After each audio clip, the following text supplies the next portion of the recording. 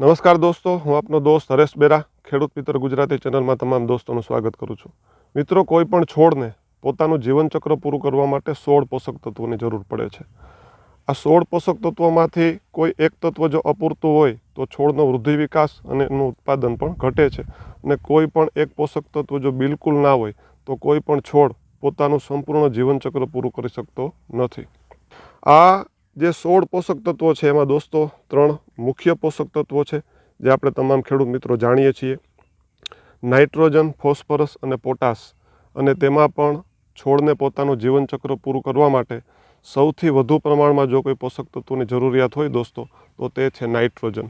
અને આ નાઇટ્રોજન સૌથી વધુ માત્રામાં જો કોઈ ખાતરમાં હોય તો તે છે આપણું યુરિયા, કે જેની અંદર 46% નાઇટ્રોજનનું પ્રમાણ રહેલું છે.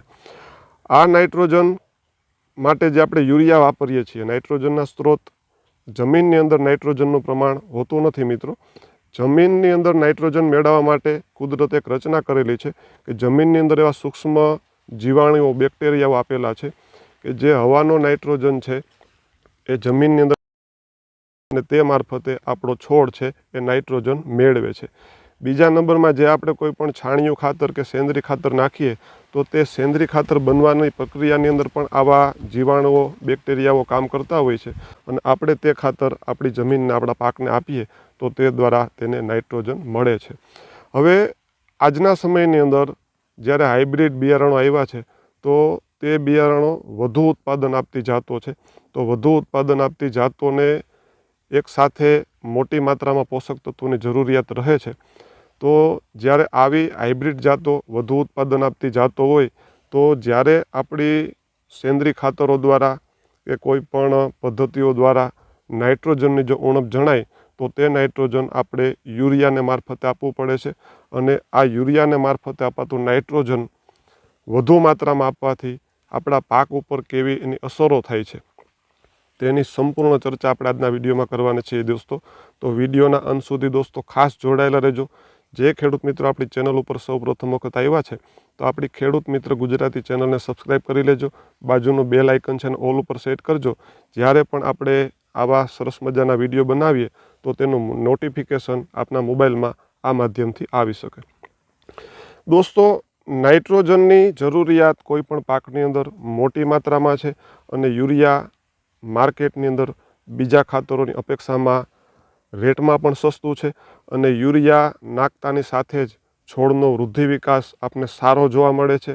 અને એના કારણે જ આપણે નાઇટ્રોજન વાપરવું યુરિયાના રૂપમાં ખેડૂત મિત્રો વધારે પસંદ કરે છે. પરંતુ માત્ર નાઇટ્રોજનથી ઉત્પાદન મળી શકે? આ ખૂબ જ મહત્ત્વનો પ્રશ્ન આપણા ખેડૂત મિત્રો માટે છે. અને આ જ પ્રશ્નનો જવાબ આપણે આજે શોધવાનો છે. દોસ્તો, એક એક્ઝામ્પલ દ્વારા આપણે આ વાત સમજવાનો પ્રયત્ન કરીએ કે આપણે ઘરે શાક બનાવીએ.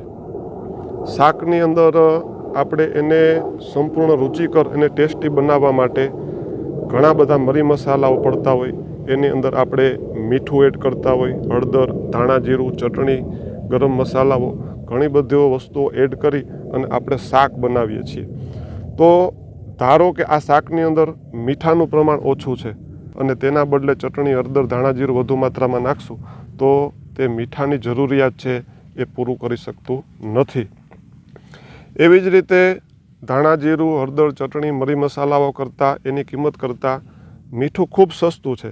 તો પણ વધુ માત્રામાં મીઠું આપણે નાખી દઈએ, ધાણા જીરું, ચટણી ઓછું નાખીને મીઠું વધુ નાખીએ તો આપણા શાકનો ટેસ્ટ બગડી જાય છે.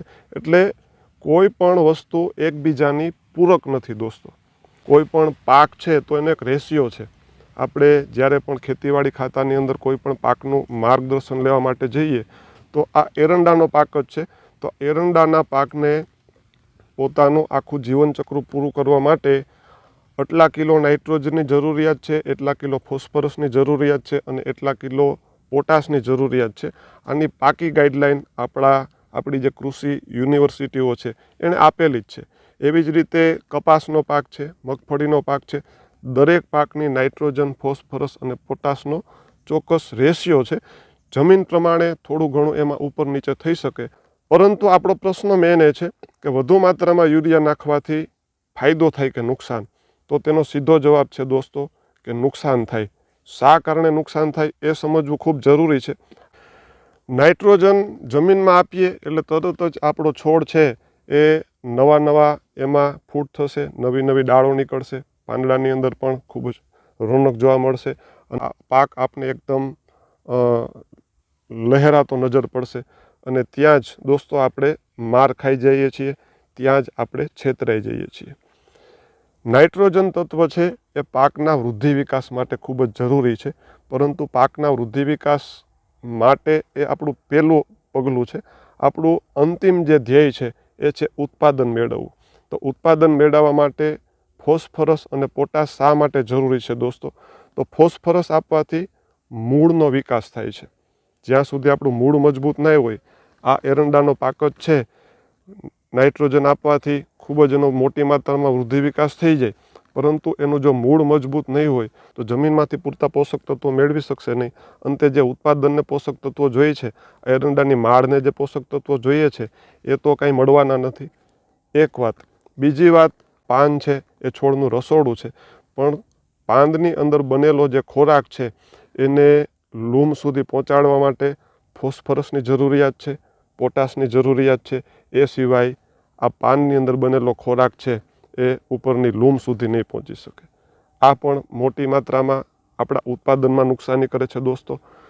ત્રીજું કારણ એવું બને કે યુરિયા નાખવાથી વૃદ્ધિ વિકાસ ખૂબ સારો થાય, પરંતુ પોટાશ અને ફોસ્ફરસની જો ઉણપ હોય તો આ જે ડાળો છે એનું લચીલાપણું વધી જાય. તો વધુ માત્રામાં ઉપર જ્યારે માલ લાગે તો એ તરત જ નમી જાય, ઝૂકી જાય. વધુ માત્રામાં પવન ફૂંકાય તો આપણો પાક ઢળી જાય. આ નુકસાનીઓ પણ વધુ માત્રામાં યુરિયા આપવાથી આપણે થાય છે દોસ્તો. તો એક એની ખામી એવી પણ છે દોસ્તો કે વધુ માત્રામાં યુરિયાનો ઉપયોગ કરવાથી મેગ્નેશિયમ તત્વની ઉણપ આપણા પાકમાં જણાય છે. કોઈ પણ આપણે અગાઉ એક્ઝામ્પલ જોયું ને એવી રીતે કોઈ પણ વસ્તુ અતિ સદા વર્જયતે.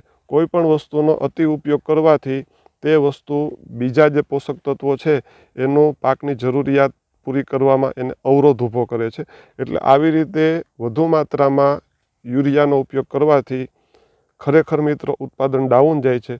જો આપણે સારી માત્રામાં અને વધુ ઉત્પાદન મેળવવું હોય તો યોગ્ય માત્રામાં દરેક પોષક તત્વો, નાઇટ્રોજન, ફોસ્ફરસ, પોટાશ, બીજા જે સૂક્ષ્મ તત્વો છે, દરેક પોષક તત્વો આપણા પાકને યોગ્ય માત્રામાં આપવા ખૂબ જ જરૂરી છે અને તો જ આપણે સારું ઉત્પાદન મેળવી શકીશું.